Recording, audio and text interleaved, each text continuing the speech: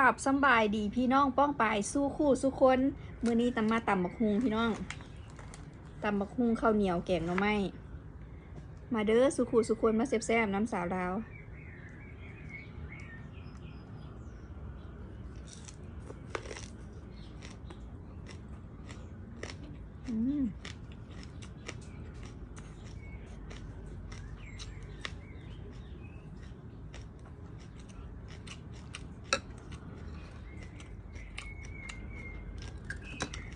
แกงหน่อไม้พี่น้อง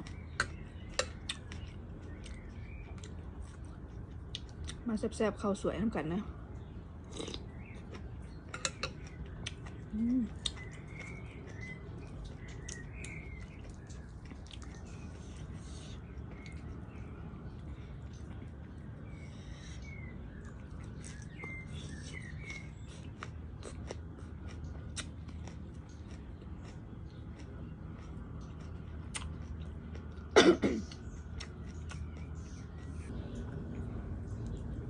มาเด้อสุขุสุคนมาแซ่บๆน้ำกัน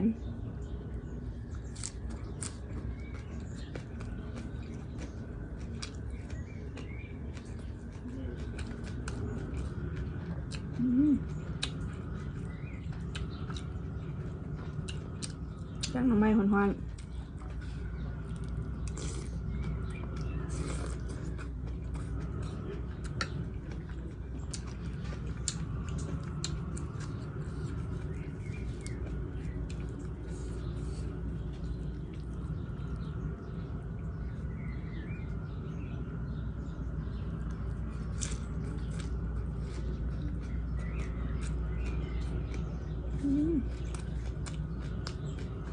แซ่บหลาย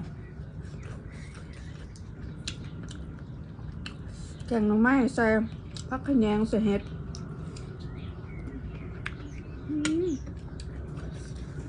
แซ่บอีหลี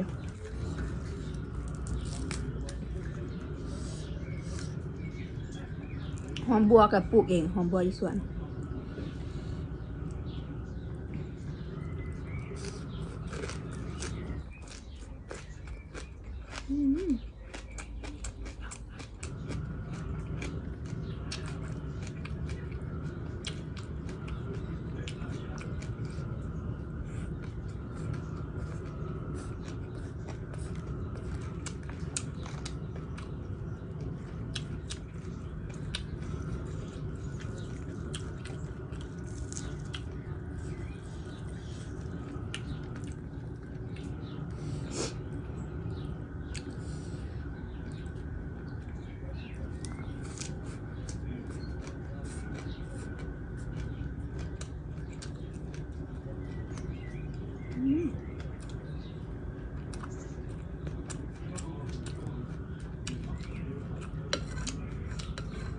แซ่บครับ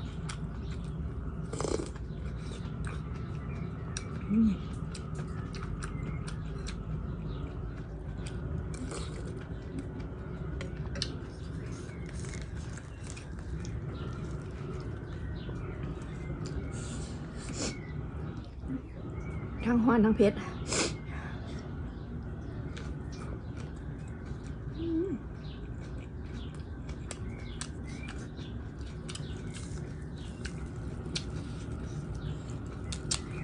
แซ่บครับ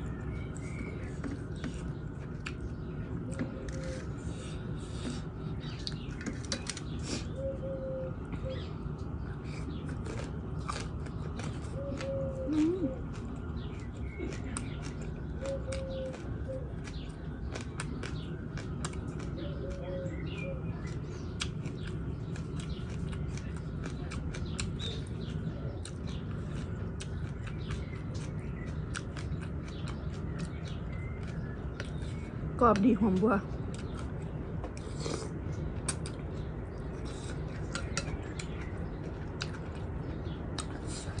แป้งบ้านกระไรส่วน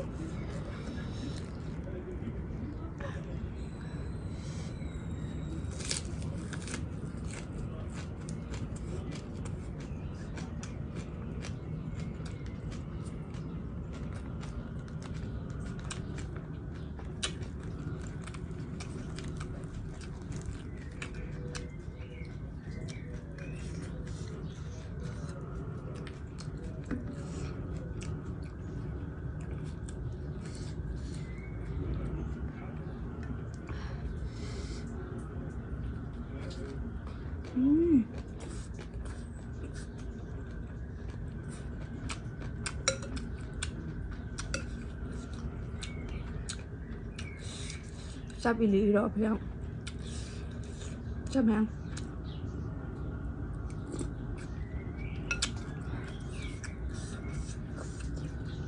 ข้างเพชรทั้งวันใส่นะใส่ดอกบักน้ำมือนะ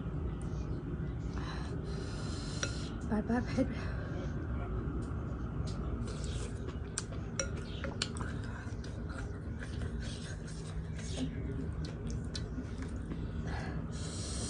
ทั้งเพชรทั้งวันโอ้แมงหิหอยออกตาเลยกินยำห้อนฟ้อนยำเมาเห็นไหมพี่น้องถ้าโบเผ็ดกับโบแซบถ้าโบห้อนกับโบแซบคือกัน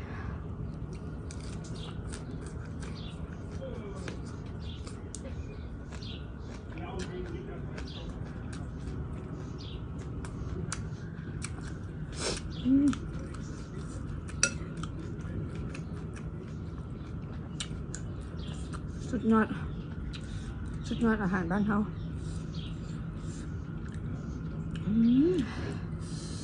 แซ่บสุดอยู่กับแกงหน่อไม้กับตำบักหุ่งพี่น้องแซ่บประเดกตอนนำ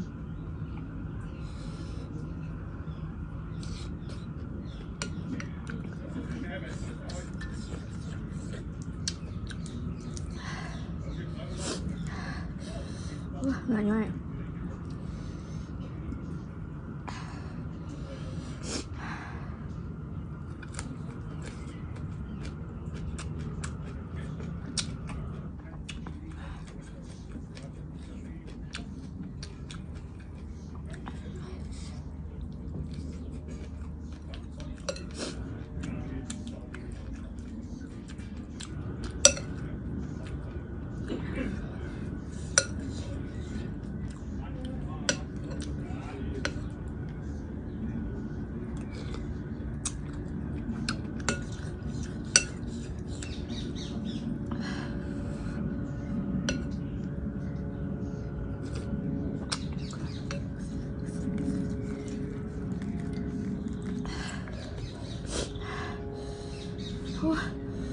เผ็ด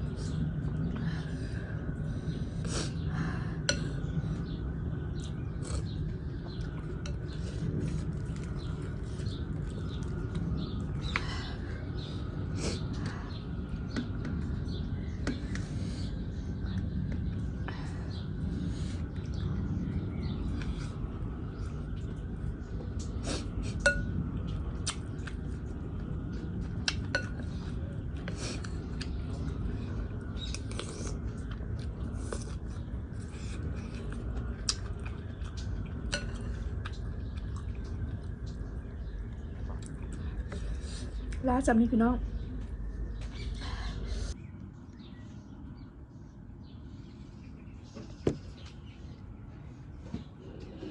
ขอขอบใจทุกท่านที่ติดตามรับเบิ่งรับชม